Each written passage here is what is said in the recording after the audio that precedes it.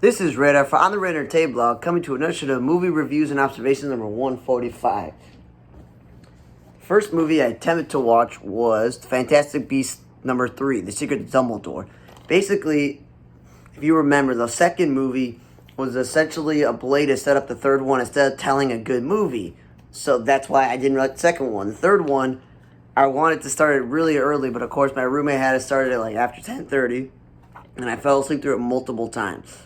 Because this movie is literally 2 hours and 20-something minutes. It's like almost 2.5 hour movie.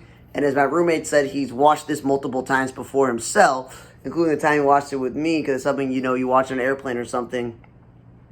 And he's like, it's so convoluted and it takes forever to explain. There's a lot of unneeded things happening.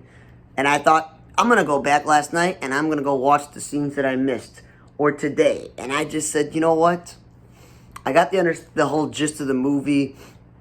Basically, Mads Mikkelsen replaced Johnny Depp, and he's the bad guy, even though he used to be friends with the main guy, Jude Law. And obviously, the whole goal of the movie was to stop him from destroying all the Muggles, all the non-wizards and stuff. And you have a black woman and a black guy that are on your side. You have the regular Muggle, the dude who owns a bakery. He is, the guy that you also help, and obviously Eddie Redmayne's like the main guy. He's leading the whole charge. He's got a brother, and there's something to do with Ezra Miller being related to Dumbledore and stuff like that. And it's just all convoluted, man. I never read the books. It's been so many years since I've seen the Harry Potter movies or read the books that I can't tell you what happens in all of them. But overall, I don't know. They gotta go back to the drawing board if they want to make any more of these movies. Then me and my roommate watched the movie Apex, which again is one of the movies that Bruce Willis has made in the last 5 years. Basically made, let's say, pre-pandemic, because I don't know how much he filmed during the pandemic. And this one is Neal McDonough. And the premise is interesting that you have this island that you could teleport to. They could teleport you materials and weapons. And there's one person that's getting hunted, and they got all these people that hunt. And they all have different, strengths and weaknesses, these hunters. And there's all these other people they destroy. But basically, they gave Bruce Willis the ability to be I'm a man in prison. And they made the movie that he doesn't have to do a lot of walking around and killing and fighting. More everyone else is killing each other and they're infighting with each other instead of him actually having to kill many people until later in the movie. And Lachlan Morano from Riverdale, he's one of the people in the movie. And of course, Neal McDonough is supposed to be the greatest killer in this game of games. And yeah, it wasn't bad. It just wasn't great. It's one of these short movies that's basically a straight-to-DVD movie that Bruce Willis does. And Neal McDonough really helped sell the movie of being interesting, but overall, it's eh. Then this movie with Emile Hirsch and John Cusack, where guess what? I read the description on the box, I read the description on the internet, and I watched the movie. I literally did not fall asleep while watching this movie. It is one of the worst written movies ever. None of it makes sense. They got face tattoos on Emile Hirsch, and it has to do with his wife being taken, and he's got to work with these cops, or these sheriffs or detectives or whatever. And there's all these people that are after him because he's killing people and he's causing problems because his wife has been taken. And supposedly his father's John Cusack, and he's got grandchildren that are Emile Hirsch's kids. I don't know. And his father's part of a crime thing, and he's got to tell his son, you got to stop doing this because he thinks his son knows why his wife. I don't know. It was just, I looked at the internet. It got somewhere between 6 to 11% of Rotten Tomatoes.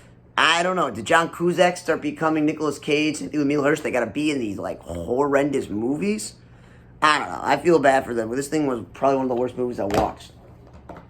Then I was let's watch a movie again that my roommate's not going to want to watch with me, and I watched Vivo, V-I-V-O. Supposedly, this movie's on Netflix, and it's certified fresh, and guess what?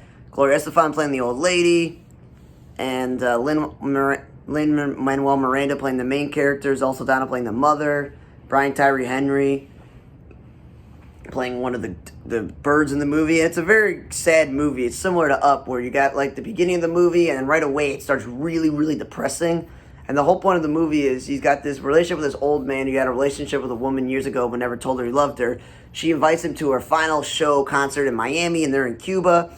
And him and the monkey have been making music for years. That's their language. That's how they communicate.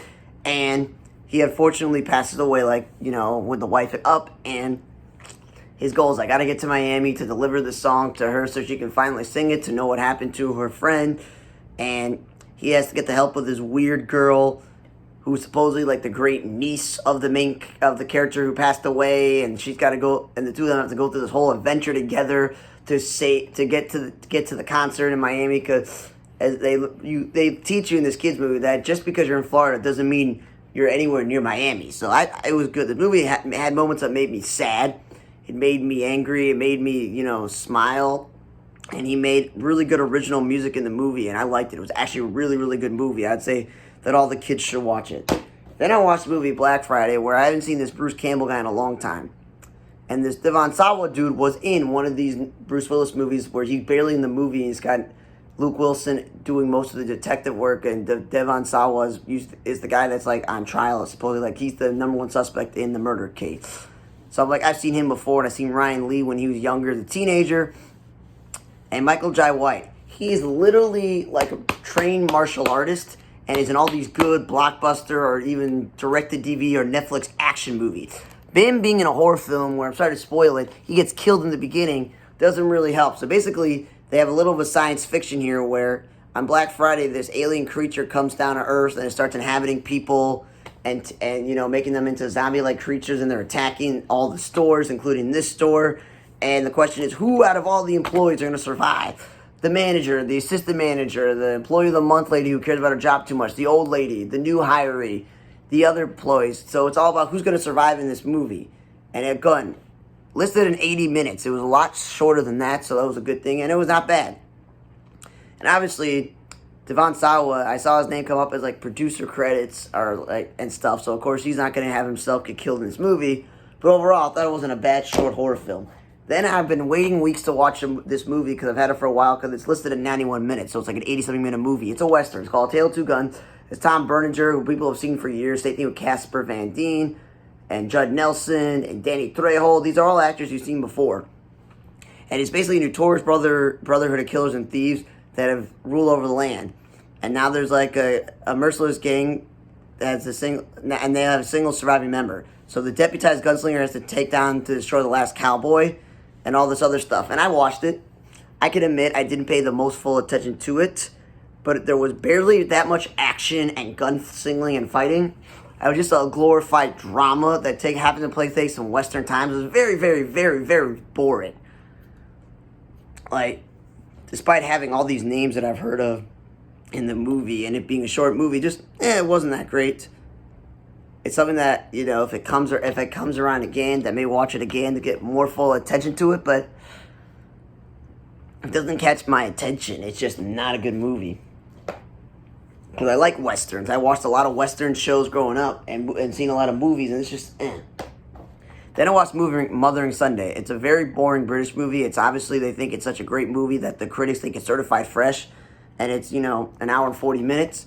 But it's basically, this woman works for Colin Firth or something, and she's been having an affair with a dude who lives down the street, and he's supposed to get married, and it's about her the whole movie, and that doesn't work out, so she moves on from working for Colin Firth, and she works in a bookstore, becomes this acclaimed writer. She meets someone else, they get together, and then tragedy happens that both the guy that she first was sleeping with dies, the man that she's with now dies, and it's all about her career becoming this acclaimed book author. And I was like, and Glenda Jackson's in it, so everyone was like, oh, cool, Olivia Colman, cool, like, these are big-time actors. And I just thought it was very dry and boring. And it was just like, let's go watch an oldie-time British movie that takes place in, I don't know, the 1940s. Well, really, it takes place in the 1920s, whatever. Like, before World War I, so it was, like, timey and boring. So, like, Mothering Sunday and A Tale of Two Guns were just boring, really dry films that, you thought were going to be good. Pursuit was just probably one of the worst things I've ever seen, despite having good actors and it's supposed to be an action movie. Apex, despite being flawed, basically it's Bruce Willis versus Neil McDonough in a battle, and I don't like Neil McDonough in any roles he's in. He's always got a punchable face, so that's why. And Fantastic Beasts, Secret Dumbledore is way too long and convoluted to understand what's going on, what's the point of these movies. So literally, the best movie that I watched this week was the children's movie with original material from Lin-Manuel Miranda, about a singing, music playing monkey trying to go on a mission, and then the horror film Black Friday with Bruce Campbell, Michael Jai White, Ryan Lee, and Devon Sawa would probably be the second best film. Thanks again for listening to another version of Movie Reviews and Observations number 145. For On the Radar Tape Blog, I'm Radar. See you guys next time.